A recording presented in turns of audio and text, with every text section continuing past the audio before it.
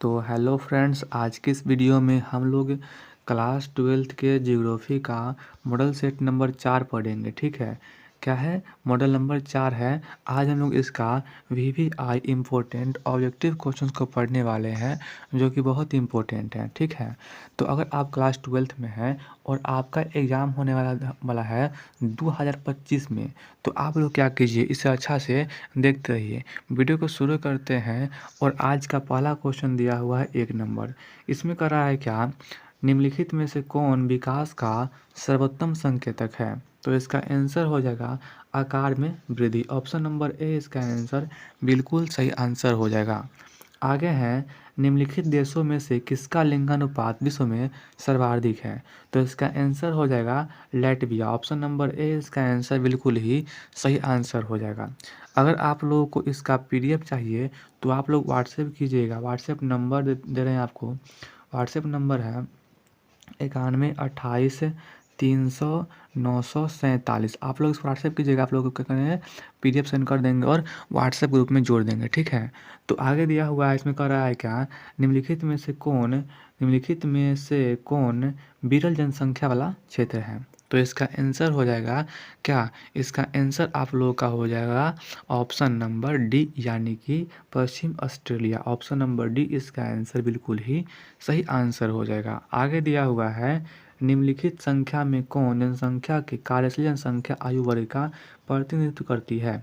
तो इसका आंसर हो जाएगा ऑप्शन नंबर डी 15 से क्या हो जाएगा, सॉरी ऑप्शन नंबर ए हो जाएगा 15 से 59 वर्ष। ऑप्शन नंबर ए इसका आंसर बिल्कुल ही सही आंसर हो जाएगा। आगे दिया हुआ है, इसमें कह रहा है क्या, निम्नलिखित में से कौन मानव भूगोल का उपागम नहीं है। मतलब कि इसमें से कौन सा एक ऐसा उपागम है जो मानव भूगोल का उपागम नहीं है। तो इसका आंसर हो जाएगा ऑप्शन नंबर क्या होगा, डी, अन्वेषण और वर्णन। आगे दिया हुआ है, इसमें कह रहा है क्या, निम्नलिखित में से किसे कर्तन दहन कृषि कहते हैं। तो इसका आंसर क्या हो जाएगा, कर्तन दहन कृषि कहते हैं आदिम निर्वाह कृषि को। ऑप्शन नंबर बी इसका आंसर हो जाएगा आदिम निर्वाह कृषि को। आगे है, निम्नलिखित में से कौन रोपण फसल है। तो इसमें से कौन सा एक ऐसा फसल है जो रोपण है, जिसको हम लोग रोपते हैं। तो इसका आंसर हो जाएगा चाय को कहते हैं रोपण फसल। ठीक है, आगे दिया हुआ है 8 नंबर। इसमें कह रहा है क्या, फूलों की कृषि कहलाती है। तो इसका आंसर क्या हो जाएगा, फूलों की कृषि कहलाती है पुष्पों उत्पादन। ऑप्शन नंबर डी इसका आंसर बिल्कुल ही सही आंसर हो जाएगा। आगे हैं 9 नंबर, रबर किस प्रकार की कृषि की उपज है। रबर किस प्रकार की कृषि की उपज है। तो इसका आंसर हो जाएगा रबर एक रोपण कृषि है। ठीक है, ऑप्शन नंबर ए इसका आंसर बिल्कुल ही सही आंसर हो जाएगा।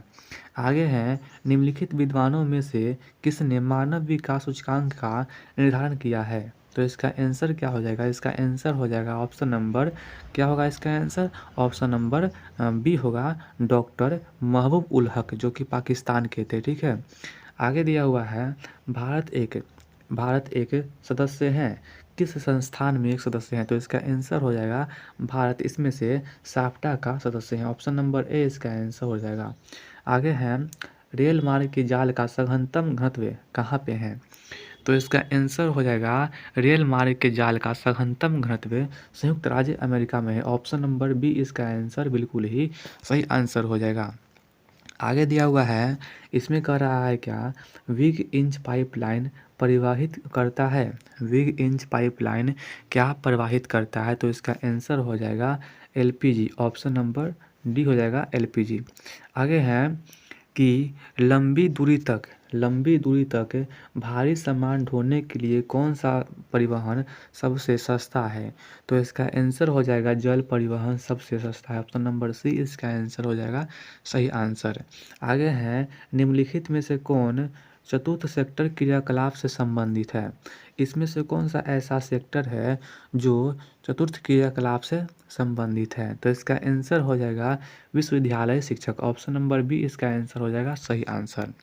आगे दिया हुआ है, इसमें कह रहा है क्या, निम्नलिखित में से कौन औद्योगिक नगर है। इसमें से कौन नगर एक औद्योगिक नगर है। तो इसका आंसर हो जाएगा जमशेदपुर औद्योगिक नगर है। ठीक है, आगे दिया हुआ है, इसमें कह रहा है क्या, निम्नलिखित आर्थिक क्रियाओं में से कौन ग्रामीण अधिवास से संबंधित है? तो इसका आंसर हो जाएगा प्राथमिक क्रियाकलाप आपका ग्रामीण अधिवास से संबंधित है। ऑप्शन नंबर ए इसका आंसर सही हो जाएगा। आगे दिया हुआ है निम्नलिखित में से कौन सांस्कृतिक नगर है? इसमें से कौन सा ऐसा नगर है जो कि सांस्कृतिक नगर है? तो इसका आंसर हो जाएगा कि जो मक्का है, मक्का मदीना, तो मक्का क्या है? मक्का एक सांस्कृतिक नगर है। आगे दिया हुआ है पर्वतीय प्रदेशों में किस प्रकार के प्रतिरूप का अधिवास पाया जाता है? तो इसका आंसर हो जाएगा पर्वतीय प्रदेश में होता है सीढ़ीनुमा। ऑप्शन नंबर बी इसका आंसर हो जाएगा सीढ़ीनुमा। आगे है विश्व व्यापार संगठन। विश्व व्यापार संगठन का मुख्यालय कहाँ है? WTO का मुख्यालय कहाँ है? तो इसका आंसर हो जाएगा ऑप्शन नंबर ए जेनेवा में है। और जेनेवा कहाँ है? तो स्विट्जरलैंड में है। ठीक है। आगे दिया हुआ है, इसमें कह रहा है क्या, भारत की जनसंख्या के अनुसार निम्नलिखित में से कौन नगर की परिभाषा का अंग नहीं है? इसमें से कौन ऐसा एक परिभाषा है जो नगर के परिभाषा का अंग नहीं है? तो इसका आंसर पहला में दिया हुआ है, पहला सही है, दूसरा भी सही है, तीसरा भी सही है, चौथा गलत है। ठीक है। तो ऑप्शन नंबर डी हो जाएगा कि 75% से अधिक जनसंख्या का प्राथमिक क्षेत्र में संलग्न होगा। ये क्या है? ये आपका है ग्रामीण अधिवास का। ठीक है। तो ऑप्शन नंबर डी हो जाएगा, ऑप्शन नंबर डी हो जाएगा। ठीक है। आगे दिया हुआ है, इसमें कह रहा है क्या, किस भाषा परिवार की जनसंख्या सबसे कम है? तो इसका आंसर क्या होगा? इसका आंसर आप लोगों का हो जाएगा जो ऑस्ट्रिक है, ऑस्ट्रिक भाषा है, उसी का हो जाएगा ऑप्शन नंबर बी कम है। आगे दिया हुआ इसमें कह रहा है क्या, मानव विकास सूचकांक में भारत के निम्नलिखित राज्यों में से किस की कोटि उच्चतम है? किसकी कोटि उच्चतम है? तो इसका आंसर हो जाएगा option number D, option number D हो जाएगा केरला का। ठीक है। ऑप्शन नंबर डी क्या हो जाएगा? सही आंसर हो जाएगा। आगे दिया हुआ है 2011 की जनगणना के अनुसार भारत की जनसंख्या कितनी थी? तो इसका आंसर हो जाएगा आपका कि उस समय 121 करोड़ था। ठीक है। 121 करोड़ था। आगे दिया हुआ इसमें कह रहा है क्या, निम्नलिखित प्रदेश में से कौन सुप्रलेखित प्राचीनतम नगरीय बस्ती है? इसमें से कौन सा एक ऐसा नगर है जो कि प्राचीन काल के सबसे सुप्रलेखित बस्ती है? तो इसका आंसर हो जाएगा ऑप्शन नंबर डी सिंधु घाटी। समझिए, ऑप्शन नंबर डी हो जाएगा इसका आंसर।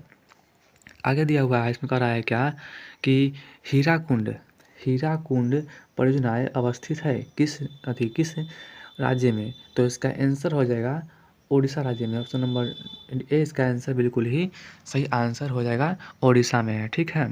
अब देखिए आगे दिया हुआ है, इसमें कह रहा है क्या, निम्नलिखित में कौन रेशेदार फसल है? इसमें से कौन सा एक ऐसा फसल है जो कि रेशेदार है? तो इसका आंसर हो जाएगा ऑप्शन नंबर डी कपास, जो कि रेशेदार है।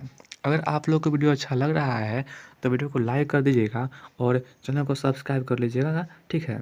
आगे दिया हुआ इसमें कह रहा है क्या, निम्नलिखित में कौन सबसे छोटी है? तो इसका आंसर क्या होगा? इसका आंसर हो जाएगा आपका जो कि तापी बेसिन सबसे छोटी है। ऑप्शन नंबर सी इसका आंसर हो जाएगा तापी बेसिन।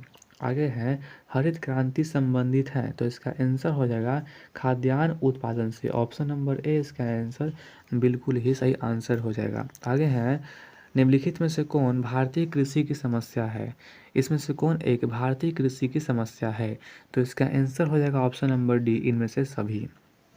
आगे है मुंबई में पहला आधुनिक सूती वस्त्र कारखाना स्थापित किया गया क्योंकि मुंबई एक पतन है, मुंबई एक वित्तीय केंद्र था, यह कपास उत्पादक क्षेत्र के निकट है। ऑप्शन नंबर डी इनमें से सभी, ऑप्शन नंबर डी इसका आंसर हो जाएगा। ठीक है। अब देखिए आगे दिया हुआ है, इसमें कह रहा है क्या, प्रादेशिक प्रादेशिक नियोजन का विशिष्ट लक्षण क्या है? तो इसका आंसर हो जाएगा ऑप्शन नंबर सी है, मतलब कि क्षेत्र विशेष के विकास का उपागम है। ठीक है। ऑप्शन नंबर सी इसका आंसर हो जाएगा। आगे है, इसमें कह रहा है क्या, भारतीय रेल प्रणाली को कितने मंडलों में विभाजित किया गया? तो इसका आंसर क्या होगा? ऑप्शन नंबर डी होगा इनमें से कोई नहीं, मतलब कि भारतीय रेल मंडल को कितने वर्गों में बांटा गया है? तो इसका आंसर होगा इनमें से कोई नहीं। ठीक है। आगे है भारत में वायु परिवहन सेवा की शुरुआत कब किया गया? भारत में वायु परिवहन सेवा की शुरुआत कब किया गया? तो इसका आंसर हो जाएगा 1911 में, ठीक है। आंसर क्या होगा? 1911 में। ऑप्शन नंबर बी इसका आंसर हो जाएगा सही आंसर। आगे है, इसमें कह रहा है क्या, आज का लास्ट क्वेश्चन है, इसमें कह रहा है क्या, पूर्व पश्चिम गलियारा जोड़ता है किसको किसको? तो इसका आंसर हो जाएगा कि जो पूर्व पश्चिम है वो जोड़ता है सिलचर को पोरबंदर से, ठीक है। सिलचर को पोरबंदर से जोड़ता है। तो फ्रेंड्स, आज के इस वीडियो में इतना ही क्वेश्चन था। अगर आप लोग वीडियो अच्छा लगा होगा तो वीडियो को लाइक कर दीजिएगा। तो अगर आप लोगों को इसका पीडीएफ चाहिए तो आप लोग क्या कीजिएगा, आप लोग इस नंबर पर व्हाट्सएप कीजिएगा 91 28 300 947। आप लोग व्हाट्सएप कीजिएगा, आप लोगों को पीडीएफ सेंड कर देंगे और व्हाट्सएप ग्रुप में भी जोड़ देंगे जहां पर आप लोगों को पीडीएफ मिलता रहेगा। तो अगर आप लोगों को वीडियो अच्छा लगा होगा तो वीडियो को लाइक कर दीजिएगा, चैनल को सब्सक्राइब कर लीजिएगा। और हाँ, अगर आप लोग पार्ट 2 नहीं देखे हैं तो पार्ट 2 को देख लीजिएगा, ठीक है। तो अब मिलते हैं अगले वीडियो में, तब तक के लिए धन्यवाद।